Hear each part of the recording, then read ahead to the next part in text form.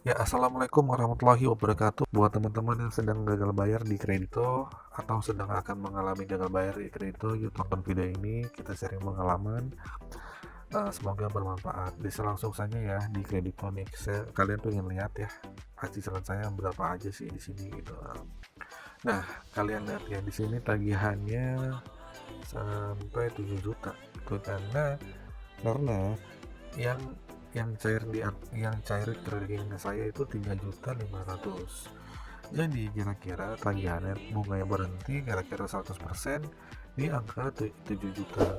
Apa sudah bayarkah di apartemen yang pertama? Saya belum pernah bayar sama sekali di sini. Gitu. Ini kembali lagi ini gali lubang saya gitu kan. Ya udah gali lubang tetap nggak bisa bayar, buat apa gitu kan. Udah ditutup lubangnya nggak ketutup-tutup. Jadi ya percuma saja. Jadi inilah apa namanya, review nyata dari saya gitu. Orang yang pernah gali lubang yang nggak akan berhenti, akan terjebak di beberapa belasan aplikasi yang awalnya cuma satu dua, malah ujung-ujungnya malah banyak, dan 17-nya malah malah susah untuk dibayar-bayar gitu. Oke, balik lagi di cicilan sini ya gitu kan. Mungkin yang jadi pertanyaan sekalian semua, abang ada itu nggak sih DC lapangan? Untuk saya yang di Bogor ada. Saya disamperin DC lapangannya gitu setelah berapa hari, setelah kira-kira 3 bulan ya. Coba kalian, nah kalian lihat dari awal ini ya, ini di tahun 2021 bulan November, berarti dari Desember, Januari, Februari, Maret, April, Mei, Juni, sekarang Juli, berarti udah kira-kira jalan 8 bulan. Biasanya ini datang di 90 hari lewat ya, kira-kira di 120 hari, karena saya nggak ada pembayaran sama sekali ya, dengan tagihan 3.500.000 sekian saat itu. Memang saya pinjamannya pokoknya dapatnya segitu.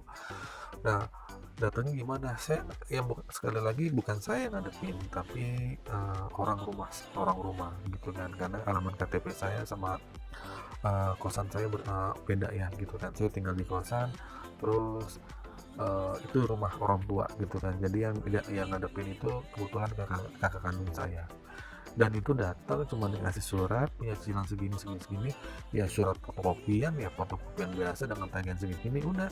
Setelah itu udah nggak datang datang lagi gitu kan. Saya juga nggak pernah nanya ke kakak saya, cuman ini ada surat nih, ya udah saya terima sudah gitu kan.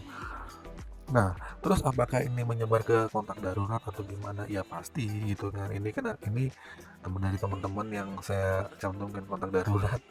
Mereka akhirnya pada tanya, lu punya utang di sini, punya utang? Saya bilang iya, udah dimin aja gitu kan. Ya udah, akhirnya kontak daruratnya saya kondisikan. Ya teman-teman yang saya kasih kontak darurat pada bilang ya udah gitu kan, nggak dibalas, nggak direspon. Ada telepon tuh semua nggak respon gitu kan. Karena saya tahu ini kan, eh, kalau kalau misalnya direspon pun ya nggak akan nemu titik titik tengahnya gitu. Mau direspon, saya bilang nggak punya uang, ya dia pokoknya kita ada uang gitu kan. Jadi buat teman-teman yang gagal bayar di sini gitu kan, biasa aja gitu kan, siapkan mental aja gitu, hadapi aja, semua masalah tuh pasti lewat kok gitu kan. Dan sekali lagi saya ingetin, jangan pernah gali lubang lagi. Cukup kalau cuma di kredito macet udah selesai gitu kan. Mas, gagalin aja udah, biarin, nggak apa-apa. Bukan masalah nggak mau dibayar, tapi tunda. Bisa nyicil sekali doang pak, bang, nggak apa-apa, sekali doang udah gitu kan.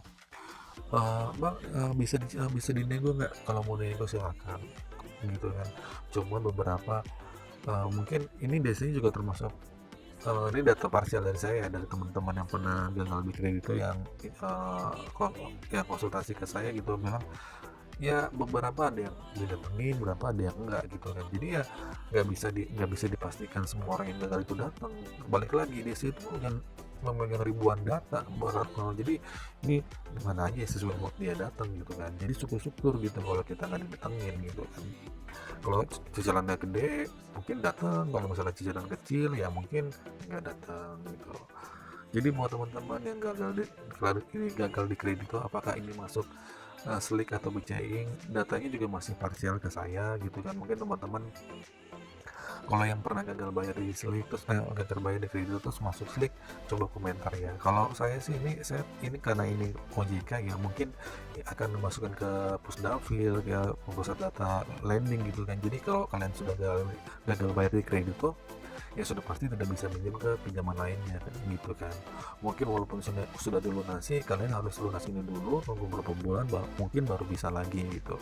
Karena sesama pinjol itu mereka saling terkait ya, mereka tahu data-datanya gitu kan. Jadi itu aja, dan teman-teman semoga ini bermanfaat videonya, dan tolong komentar kalau misalnya kalian punya pertanyaan, mungkin sebisanya saya jawab, atau teman-teman yang pernah didatangin DC Kredito coba tolong komentar aja ya gitu kan, sama tahu bisa membantu teman-teman yang lainnya. Tetap semangat buat kalian semua, semoga bermanfaat. Buat kalian yang pengen nonton video yang lainnya boleh klik 2 video ini ya. Mohon maaf apabila ada salah-salah kata. Assalamualaikum warahmatullahi wabarakatuh.